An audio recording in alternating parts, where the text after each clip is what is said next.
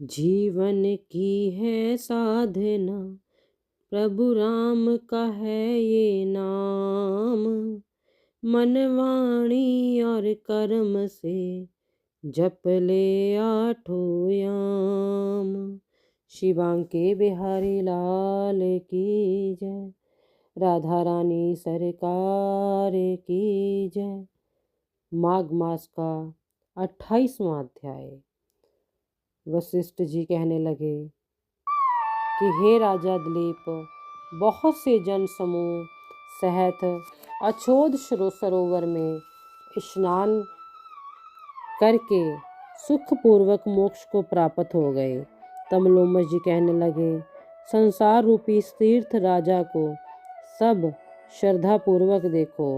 यहाँ पर 33 करोड़ देवता आकर आनंद पूर्वक रहते हैं। यह अक्षयवट है जिसकी जड़ें पाताल तक गई हैं, और मार्कंडेय ऋषि प्रलय के समय जिन भगवान इसी अक्षयवट का आश्रय लेते हैं, यही शिवजी की प्रिय भगवती भागीरथी है, जिसकी सिद्ध लोग सेवा करते हैं।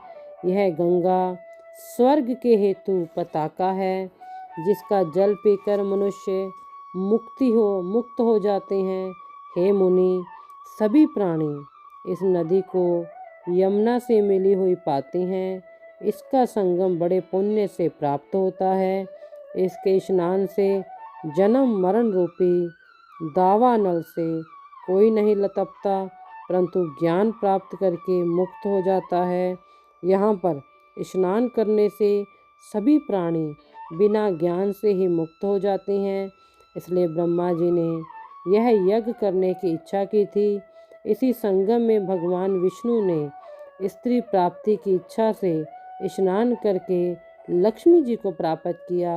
यहाँ पर त्रिशूलधारी शिवजी ने त्रिपर दैत्य को मारा था, और प्राचीन काल में उर्वशी स्वर्ग से गिरी थी तथा स्वर्ग पाने की इच्छा से यहाँ पर ही स्नान करके नहुष कुल के राजा यति ने वंशधर पुत्र प्राप्त किया।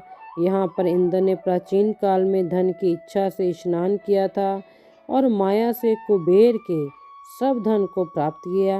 प्राचीन काल में नारायण तथा नर ने हजारों वर्ष तक प्रयाग में निराहार रहकर उत्तम धर्म किया था। यहाँ पर जेगाश वे सन्यासी ने महादेव जी जैसी शक्ति वाले से विजय पाई थी तथा अणिमा आदि योग के अति दुर्लभ ऐश्वर्य प्राप्त किए थे।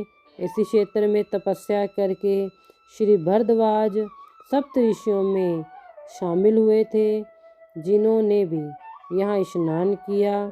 स्वर को स्वर्ग की प्राप्ति हुई। इसलिए हमारे विचार से तुम त्रिवेणी में स्नान करो।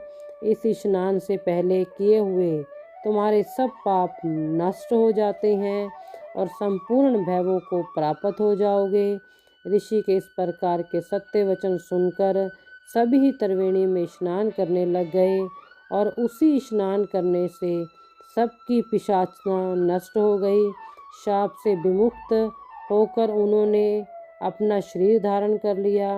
वेद निधि ने अपनी संतान को देखकर प्रसन्नचित्त होकर लोमश जी को संतुष्ट किया और कहा कि आपके अनुग्रह से ही श्राप से विमुक्त हुए हैं। अब आप इन बालकों के योग्य धर्म को कहिए। लोमश जी ने कहा कि इस युवा कुमार ने वेदों का अध्ययन समाप्त कर लिया है, इसलिए इन कन्याओं के प्रति पूर्वक कर कमलों को ग्रहण करें।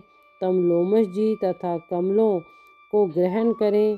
तम लोमश जी तथा अपने पिताजी की आज्ञा से इस ब्रह्मचारी ने 5 कन्याओं से विवाह किया। इन कन्याओं के सब मनोरथ पूर्ण हुए। जिसके घर में लिखा हुआ यह महात्म्य पूजा जाता है, वहाँ नारायण जी पूजे जाते हैं। पुष्कर तीर्थ में, प्रयाग में, गंगा सागर में, देवालय में, कुरुक्षेत्र में तथा विशेष करके काशी में इसका पाठ अवश्य करना चाहिए। पुष्कर तीर्थ में ग्रहण के अवसर पर इसके पाठ का दुगना फल होता है और मरने पर वैष्णव पद को प्राप्त होता है। प्रिय बंधुजनों, ये थे माघ मास की कथा। ये था 28वां अध्याय अर्थात अंतिम अध्याय। 28 दिन तक ये सेवा ठाकुर जी ने ली। अगर बोलते कहते कोई गलती हो गई हो तो करना माफ़। बांके बिहारी लाल की जय। प्रिय बंधुजनों, मैं तो यही कहूँगी कि हर दिन गंगा मैया के संग मनाओ। रोज़ सुबह ब्रह्म मुहूर्त में स्नान करते समय पहले बाल्टी में धोकर गंगा जल डालो, फिर स्नान करो। हर दिन त्रिवेणी में अर्थात संगम में स्नान करो। नाम का भी और गंगा मैया के स्नान जरूर करें। बांके बिहारी लाल की जय। राधा रानी सरकार की जय। जय जय श्री राधे श्याम।